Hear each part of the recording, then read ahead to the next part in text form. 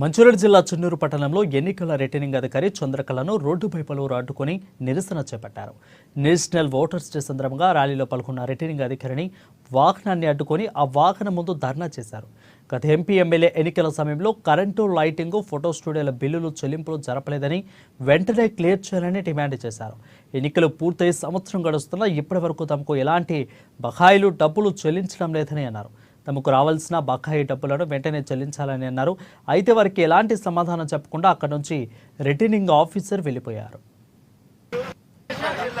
నా పేరు బాబు, పాడాల బాబు.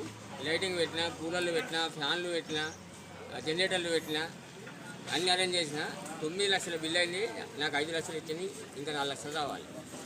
ఎప్పుడు పోయినా కానీ ఫోన్ లేదు, కలుతులు లేదు, ఇగెత్తా బిల్లు రాలేదు. ఇప్పటికి బొచ్చల పైసలు లేవు. ఈ బిల్లు ఎమ్మెల్యే ఎలక్షన్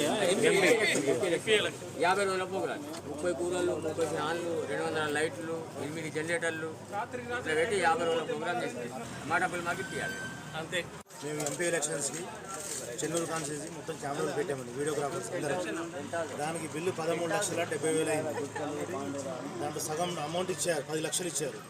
మిగతా డబ్బులకు ఫోన్ లేపట్లేదు, చేస్తే మేడం లేపట్లేదు, ఎంఆర్ఓ గారు లేపట్లేదు, ఎవరు సమాధానం లేదు. ఈరోజు అందుకోసం మేడం అడగవలసి వచ్చింది ఈ కార్యక్రమం రోజు. దానికి సమాధానం చెప్పి బిల్లు వస్తుంది ఇస్తా అనే పోయారు. దీనికోసం కలెక్టర్ గారు చర్య తీసుకుని తొందరగా మా డబ్బులు ఇప్పించాలని